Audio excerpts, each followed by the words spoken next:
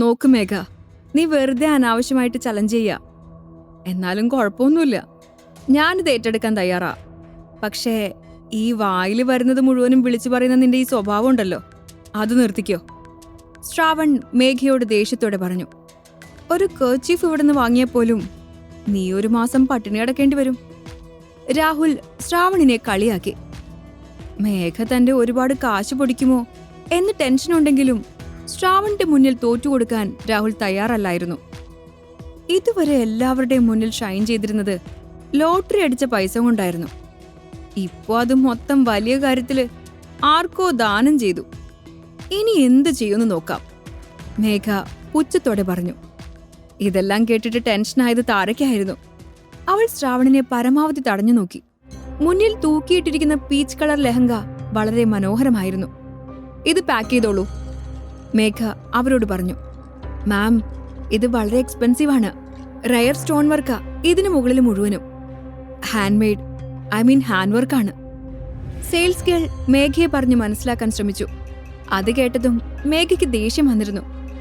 നിങ്ങൾ എന്താ കരുതിയത്, ഫുട്പാത്തിൽ വില പേശി വാങ്ങാൻ വന്നവരാണ് ഞങ്ങളെന്നോ? ഓരോന്നിന്റെയും വില എത്രത്തോളം ഉണ്ടാകുമെന്നും അതിന്റെ ക്വാളിറ്റിയും എനിക്ക് നന്നായിട്ടറിയാം. ഞാൻ അത്തരത്തിലുള്ള വസ്ത്രങ്ങൾ തന്നെയാ ഉപയോഗിക്കുന്നത്.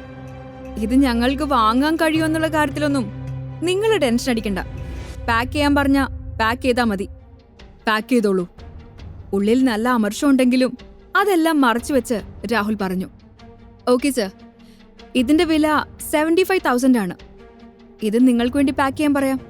തുക കേട്ടപ്പോൾ തന്നെ രാഹുൽ ഞെട്ടി. എങ്കിലും അത് പുറത്തു കാണിച്ചില്ല. ഓക്കെ മാനേജർ, ഇതിലും കൂടുതൽ പണം ഞാൻ മണിക്കൂറുകൾ കൊണ്ട് ചെലവഴിച്ചിരിക്കുന്നു. ഇതൊന്നും വലിയ കാര്യമല്ല, പാക്ക് ചെയ്തോളൂ, രാഹുൽ പറഞ്ഞു. മാനേജർ, എനിക്ക് ആ പിങ്ക് ഫ്രോക്ക് പാക്ക് ചെയ്തോളൂ, ശ്രാവൺ അയാളോട് പറഞ്ഞു.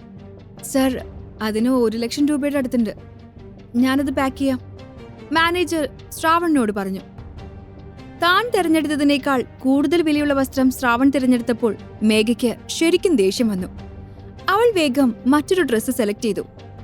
ഇതിന് 1,50,000 രൂപയാണ് വില. ഇതിന്റെ നെക്ക് ലൈനിൽ കൊടുത്തിട്ടുള്ളത് അല്പം കോസ്റ്റ്ലി ആയിട്ടുള്ള സ്റ്റോണുകളാ, മാനേജർ മേഘയുടെ അറിവിലേക്കായി പറഞ്ഞു. അവളത് പാക്ക് ചെയ്തോളാനും പറഞ്ഞു. ഉടൻ തന്നെ ശ്രാവൺ മറ്റൊരു വസ്ത്രം എടുത്തു, അതിനേക്കാൾ വിലയുള്ളത്. മേഘയും എടുത്തു. അതെല്ലാം കണ്ട് രാഹുലിന് ഉള്ളിൽ വലിയ ദേഷ്യം തോന്നിയിരുന്നു അവളോട്. പക്ഷേ അവനത് പുറത്തു കാട്ടാതെ നിന്നു. ഏത് നേരത്താണാവോ ഇവളെയും കെട്ടിയെടുത്തോണ്ട് ഈ കടയിലേക്ക് കയറാൻ തോന്നിയത്? അവളുടെ ഒരു മത്സരം. ഇനി മതി, എന്റെ കയ്യിലെ പൈസ തീർന്നു, അവൻ എല്ലാവരോടുമായി പറഞ്ഞു. അത് കേട്ടതും മേഘയുടെ മുഖത്ത് വല്ലാത്തൊരു സന്തോഷം വന്നു നിറഞ്ഞു. നിന്നോട് ഞാൻ പറഞ്ഞതല്ലേ, എന്റെ രാഹുലിന്റെ നേരെ നിൽക്കാൻ പോലും നിനക്ക് കഴിയില്ലെന്ന്. വലിയ ഗമയില് വെല്ലുവിളി ഏറ്റെടുത്തല്ലേ, ഇപ്പൊ എന്തു പറ്റി? നിന്നെ ഞാൻ വേണ്ടാന്ന് വെച്ചതിന്റെ കാരണം ഇപ്പൊ നിനക്ക് മനസ്സിലായിട്ടുണ്ടാവും. ഒന്നിനും കൊള്ളാത്ത ലൂസ്, മേഘ പുച്ഛത്തോടെ അവന്റെ മുഖത്ത് നോക്കി പറഞ്ഞു. മാഡം, നിങ്ങൾ വാങ്ങിയ വസ്ത്രങ്ങളെല്ലാം പാക്ക് ചെയ്ത് വെച്ചിട്ടുണ്ട്. 6,24,000 രൂപ. ക്യാഷായോ കാർഡായോ നിങ്ങൾക്കത് പേ ചെയ്യാം, മാനേജർ പറഞ്ഞു. അത് കേട്ടതും മേഘ വലിയ ഗമയോടെ ശ്രാവണിനെ നോക്കി. അപ്പോഴൊക്കെ അവള് ദേഷ്യത്തോടെ നോക്കുന്ന രാഹുലിനെ അവൾ ശ്രദ്ധിച്ചതേയില്ല. ഒറ്റ പർച്ചേസിൽ ഇത്രയും വലിയ തുക അടയ്ക്കുന്ന കസ്റ്റമേഴ്സിനെ കാണാൻ നിങ്ങളുടെ ഓണർ വരില്ലേ? ബില്ല് പേ ചെയ്യുമ്പോ രാഹുൽ തന്റെ സംശയം മാനേജറോട് ചോദിച്ചു. അത് കേട്ടതും മാനേജറുടെ കണ്ണുകൾ ശ്രാവണിലേക്ക് എത്തി നിന്നു. അവൻ മെല്ലെ അയാളിൽ നിന്നും നോട്ടം മാറ്റി. സോറി സർ, ഞങ്ങളുടെ ഓണർ ഇപ്പൊ സ്ഥലത്തില്ല, മാനേജർ പറഞ്ഞു. ഞാൻ നിന്നോട് പറഞ്ഞില്ലേ ഇവൻ ഒന്നിനും കൊള്ളാത്തവനാന്ന്. എത്രയും വേഗം ഇവന്റെ അടുത്തുനിന്ന് രക്ഷപ്പെടാൻ നോക്ക് എന്ന് പറഞ്ഞ് അവൾ രാഹുലിനെയും കൂട്ടി അവിടെ നിന്നും പുറത്തേക്ക് നടന്നു. താര അവർ പോകുന്നത് നോക്കി നിന്നു. താര, നിനക്കെന്നോട് ദേഷ്യമുണ്ടോ? അവനെപ്പോലെ ഒരുപാട് വസ്ത്രങ്ങൾ നിനക്ക് വാങ്ങിത്തരാൻ കഴിയാത്തല്ലേ? ശ്രാവൺ താരയോട് സങ്കടത്തോടെ ചോദിച്ചു. ഒരിക്കലുമില്ല, എനിക്ക് നിന്നോട് ഒരു വിഷമവും ഇല്ല. അനാവശ്യമായിട്ട് പണം ചെലവഴിക്കുന്നതിന് ഞാനും എതിരാ.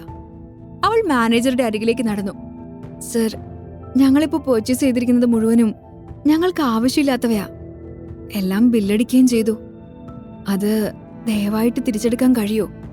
താര ചോദിച്ചതും മാനേജർ ശ്രാവണിനെ നോക്കി. അവള് പറയുന്നത് പോലെ ചെയ്തോളാൻ ശ്രാവൺ കണ്ണുകൾ കൊണ്ട് കാണിച്ചു. അതിനെന്താ, ആവശ്യമില്ലാത്തവെല്ലാം തിരിച്ചു തന്നോളൂ, ഞങ്ങൾ തിരിച്ചെടുത്തോളാം എന്ന് മാനേജർ പറഞ്ഞതും അവൾക്കായി ശ്രാവൺ വാങ്ങിയ എല്ലാ ഡ്രസ്സുകളും അവൾ തിരികെ നൽകി. എന്റെ പെണ്ണേ, നീ ഇങ്ങനെ ചെയ്തു കളയുന്ന് ഞാൻ ഒരിക്കലും കരുതിയില്ല. അങ്ങനെയാണെങ്കി മാനേജറോട് ഒന്നും തിരിച്ചെടുക്കരുതെന്ന് പറഞ്ഞേനെ, ശ്രാവൺ മനസ്സിലോർത്തു. പിന്നെ അവൻ തന്നെ അതിൽ നിന്നും 2 ഗൗണുകൾ മാറ്റിവെച്ച് ബാക്കിയുള്ളവയെല്ലാം തിരികെ നൽകി.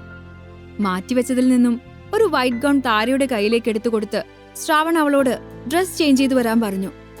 അവൾ ശ്രാവൺ പറഞ്ഞതുപോലെ ആ വൈറ്റ് ഗൗൺ ധരിക്കാൻ വേണ്ടി ട്രയൽ റൂമിലേക്ക് കയറി. ഈ സമയത്ത് ശ്രാവണിന്റെ അരികിലേക്ക് മാനേജർ വന്നു. സർ, നിങ്ങൾക്ക് ബിസിനസ്സിൽ നല്ല പ്രാവീണ്യമുണ്ട്. ഒരിക്കലും അവരത്രയും വലിയൊരു തുകയ്ക്ക് പർച്ചേസ് ചെയ്യില്ലായിരുന്നു. സാർ അവരുമായി ചലഞ്ച് വെച്ചതുകൊണ്ടാ അവരത്രയും തുണികൾ വാരിക്കൂട്ടിയത്. That was a good idea. Manager പറഞ്ഞത് കേട്ട് ശ്രാവൺ ഒന്ന് ചിരിച്ചു. താര ശ്രാവൺ പറഞ്ഞതുപോലെ ചെയ്തു. വെള്ള ഗൗണിൽ അവളൊരു മാലാഖയെ പോലെ സുന്ദരിയായിരുന്നു. ഇതുവരെ സാധാരണ വേഷങ്ങൾ മാത്രം ധരിച്ചതുകൊണ്ടാണ് അവളുടെ സൗന്ദര്യം താൻ കാണാതെ പോയതെന്ന് ശ്രാവണിന് തോന്നി. ഇപ്പോ അവൾ 10 മടങ്ങ് സുന്ദരിയായതുപോലെ. കണ്ണിമ ചിമ്മാതെ ശ്രാവൺ അവളെ തന്നെ നോക്കി നിന്നു. അവരവിടെ നിന്നിറങ്ങിപ്പോയത് ഒരു ചെറിയ പാർക്കിലേക്കാണ്. അവിടെ ഒരു ബെഞ്ചിൽ 2 പേരും ഇരുന്നു. ശ്രാവൺ, ദേ ഐസ്ക്രീം പാർലർ, എനിക്കൊരു കോൺ ഐസ്ക്രീം വേണം, താര ശ്രാവണിനോട് പറഞ്ഞു. അത് കേട്ടതും ചിരിയോടെ ശ്രാവൺ അവിടെ നിന്നും എഴുന്നേറ്റ് അവൾക്ക് ഐസ്ക്രീം വാങ്ങാനായി പോയി.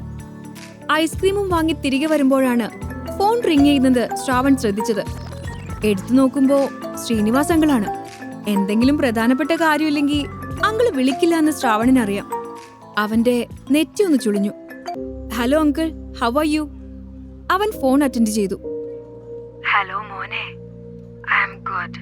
അയാൾ തിരികെ പറഞ്ഞു. ശ്രാവൺ, ഞാനൊരു പ്രധാനപ്പെട്ട കാര്യം പറയാൻ വേണ്ടി വിളിച്ചതാണ്. നമ്മുടെ ബിസിനസിന്റെ ചെറിയൊരു മീറ്റപ്പ് നിന്റെ കോളേജിനടുത്തുള്ള വൃന്ദാവൻ റെസ്റ്റോറന്റിൽ വെച്ച് നടക്കും. തീർച്ചയായും നീ അതിൽ പങ്കെടുക്കണം. അതും പറഞ്ഞ് ശ്രീനിവാസ് ഫോൺ കട്ട് ചെയ്തു. അവർ 2 പേരും കൂടി ബസ്സിന് വൃന്ദാവൻ റെസ്റ്റോറന്റിലേക്ക് തിരിച്ചു. ബസ്സിൽ അവർ അടുത്തടുത്തായിരുന്നു. താര അവന്റെ കൈകളുമായി തന്റെ കൈ കോർത്തു പിടിച്ച് അവന്റെ ചുമലിലേക്ക് തല ചായ്ച്ചു. ഈ യാത്ര ഒരിക്കലും അവസാനിക്കരുത് എന്ന് തോന്നി ശ്രാവണിന്. താര കൂടെയുള്ളപ്പോ താൻ എത്രത്തോളം സന്തോഷവാനാണ് എന്നവൻ ഓർത്തു. അവർ 2 പേരും നേരെ വൃന്ദാവൻ റെസ്റ്റോറന്റിലേക്ക് കയറി ചെന്നു. അവിടെ എത്തിയതും താര എന്നൊരാൾ വിളിക്കുന്നത് കേട്ട് അവൾ തിരിഞ്ഞു നോക്കി. തന്റെ നാട്ടുകാരിയായ നീലിമയായിരുന്നു അത്. ഇത് വലിയ സർപ്രൈസ് ആയല്ലോ താര എന്ന് നീലിമ താരയോട് പറഞ്ഞു. നീലിമയുടെ കണ്ണുകൾ താരയുടെ വസ്ത്രത്തിലായിരുന്നു. അത് വളരെ വില കൂടിയതാണ്. എല്ലാവരും അവളെ ശ്രദ്ധിക്കുന്നുണ്ട്. ഈ വസ്ത്രം ധരിച്ചപ്പോ അവൾ ആകെ മാറി. അതെല്ലാം കണ്ട് നീലിമയ്ക്ക് വല്ലാത്ത അസൂയ തോന്നി. ഇവളേതോ വലിയ വീട്ടിലെ പെണ്ണാണെന്നാ എല്ലാവരും തെറ്റിദ്ധരിച്ചിരിക്കുന്നത്.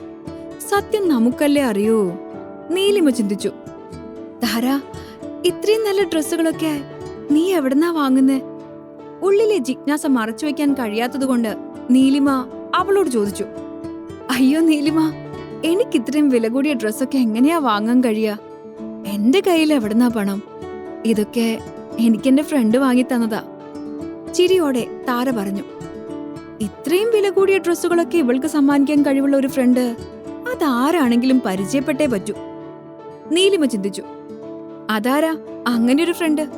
തന്റെ ദുരുദ്ദേശം മറച്ചുവെച്ച് ചിരിയോടെ നീലിമ ചോദിച്ചു. ഇതാ ഇവൻ തന്നെ, ശ്രാവൺ.